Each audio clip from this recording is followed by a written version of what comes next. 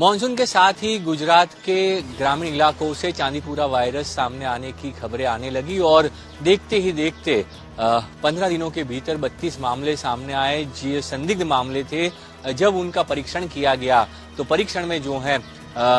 16 से ज्यादा मामले ऐसे हैं कि जो नेगेटिव आए, पर 7 मामले पॉजिटिव आए, जिसमें 3 बच्चों की मौत हो गई, 4 वेंटिलेटर पे हैं, जिसकी वजह से गुजरात सरकार हरकत में आई और पूरी तरह से सरकार ने जो है प्रशासन को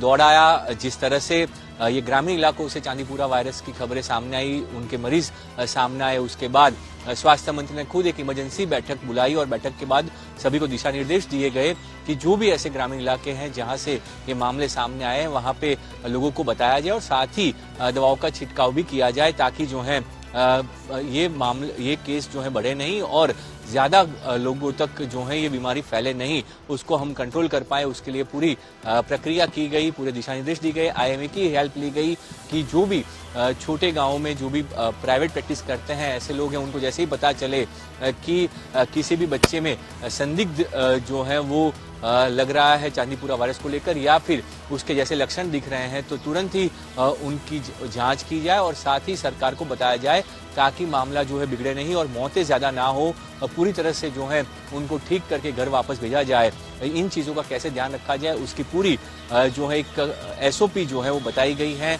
सभी लोगों को निर्देश दिया गया है, जो सीएससी सेंटर है, पीएससी सेंटर्स हैं, जो ग्रामीण स्तर पे है, वहां पे भी जो सरकारी स्टाफ है उनको भी ये सूचना दी गई है कि अगर आपको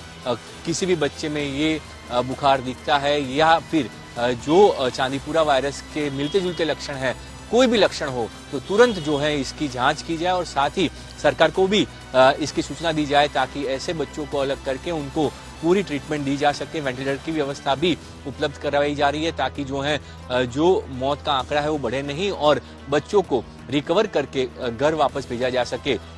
ये पूरी प्रक्रिया की जा रही है। साथ ही जिन जिन जगहों पे ये मामले आए हैं, वहां पे लोकल एडमिनिस्ट्रेशन को बताया गया है कि आप वहां पे गांव में जाकर लोगों को बताइए, वहां पे आप जो हैं वो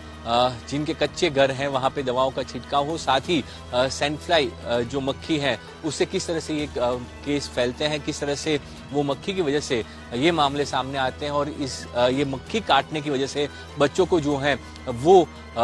बुखार हो जाता है और बुखार होने के बाद किस तरह से वो दिमागी सूजन तक हो सकती है। ये जो गंभीर लक्षण है इस वायरस के, उसके बारे में जो है बच्चों को बताया जा रहा है, माँ बाप को भी बताया जा रहा है, ताकि जो है वो तुरंत सारवार लेकर मतलब वो इलाज करवा पाए और इलाज लेकर जो है वो ठीक हो पाए। तो ये पूरी प्रक्रिया सरकार की ओर से की जा रही है। पर सबसे बड़ा सवाल यही है कि हर साल जब मानसून आता है तो ऐसे मामले सामने आते हैं। ग्रामीण इलाकों में जो कच्चे घर हैं अभी भी, उसकी वजह से ये दिक्कतें आ रही है। कच्चे घरों की जो मिट्टी की दीवारें होती हैं, उसके अंदर वो मक्खी